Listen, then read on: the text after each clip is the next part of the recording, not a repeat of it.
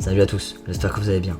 Aujourd'hui, toute nouvelle vidéo, je vais analyser la situation de Mauro Icardi. Ces derniers temps, il y a eu des échos concernant le départ de l'attaquant argentin.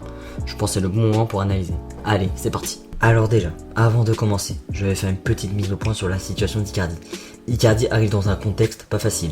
Il signe dans le Money Time du Mercato estival 2019 dans un PSG en reconstruction. Paris s'était fait éliminer honteusement face au U19 de Manchester United. Paris perd prématurément face à Guingamp en Coupe de la Ligue. Paris perd en finale de Coupe de France contre Rennes et en plein feuilleton Neymar.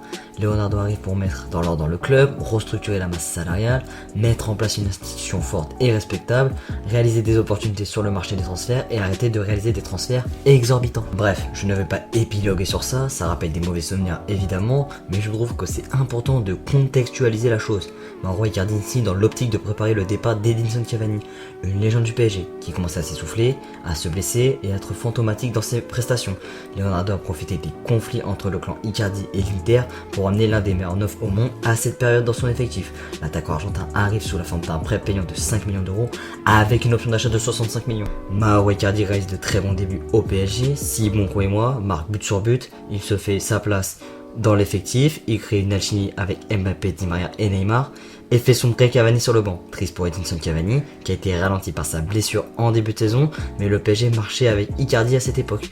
Il était tout simplement difficile d'enlever un attaquant qui te marque quasiment à chaque match qu'il joue. Encore une fois, je ne vais pas détailler, je ne suis pas là pour retracer l'histoire du club, mais c'est à ce moment précis où intervient la chute d'Icardi. Il n'est pas de la partie pour affronter Dortmund au retour, où Paris gagne 2-0 avec la manière et l'envie. Arrive cette fameuse pandémie mondiale qui provoque l'arrêt des compétitions pendant plusieurs mois. Malgré qu'il avait pris du poids, Icardi avait retrouvé des sensations lors de ses matchs de restart, mais n'était pas de la partie pour le Final 8, sauf contre l'Atalanta où il a joué environ 1 heure, je crois, mais a été totalement absent, ce qui donnait raison à Thomas Tuchel qui n'appréciait pas trop le joueur pour son manque de professionnalisme et d'investissement à l'entraînement. C'est le média sportif français L'Équipe qui balançait ça en 2020 lors de la reprise. Bref, je vais raccourcir, sinon la vidéo sera trop longue. Cette saison, Icardi a montré de belles choses, mais il a montré peu de présence dans le pressing, dans l'animation offensive et dans la contribution défensive. Et surtout, il a été trop blessé. Alors, faut-il garder Mauro Icardi? On connaît Mauro Icardi, c'est un véritable renard des surfaces, toujours bien placé pour qu'on lui donne le ballon au bon moment. Il a besoin de très peu d'occasions pour marquer, mais ça reste un joueur peu complémentaire techniquement avec Neymar et Mbappé. Mis à part un peu avec Mbappé et Angel Di Maria, il y a peu d'affinité entre les trois attaquants. Alors, à la limite, qui participe peu au jeu, ça me dérange pas. Mais de là à peu presser et à ne pas défendre, ça devient problématique. Et puis Icardi n'a aucun match référence au PSG, dans un grand match de LDC. Il a seulement brillé contre Galatasaray, au Parc en 2019, contre Bruges à l'extérieur, et le Barça cette saison. Mais il n'a pas marqué, malgré les efforts considérables qu'il a fait. Pour le PSG, je vois plus le style de faux numéro 9 pour accompagner Neymar et Mbappé, pour apporter plus de complémentarité. Pourquoi Dybala en miniature? Lors de l'été 2019, on s'en souvient, Leonardo était sur Paulo Dybala pour préparer l'après Neymar. Ou à l'époque, il voulait quitter le PSG, ou le Neymar de l'époque ignorait Leonardo à l'entraînement, ou le Neymar de l'époque était prêt à mettre de l'argent pour son transfert au FC Barcelone. Dybala était d'accord avec le PSG, le salaire était déjà réglé à l'époque, mais au final Neymar était resté au PSG.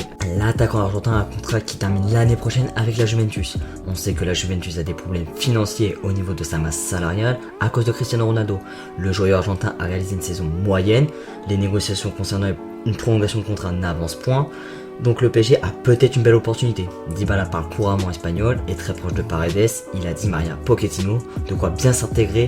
Après, aucune info pour le moment qui le lie au PSG, mais il y a des infos qui lient Icardi en Italie par contre. Selon Foot Mercato, dans une publication postée hier, Allegri veut Icardi. Icardi serait pas contre un retour en Italie, Paris serait pas contre de le vendre, mais seulement en cas d'offre intéressante. Il manque des liquidités du côté de la Juve, donc Dybala pourrait rentrer en scène dans un dossier, mais bon, José Mourinho, coach de la Roma, rêve de Mauro Icardi. Et voilà, c'est la fin de cette vidéo, j'espère qu'elle t'aura plu. Si c'est le cas, aime et partage à tes amis, commente si tu as un avis à donner. Moi je te dis à très vite pour une nouvelle vidéo. Allez, ciao ciao.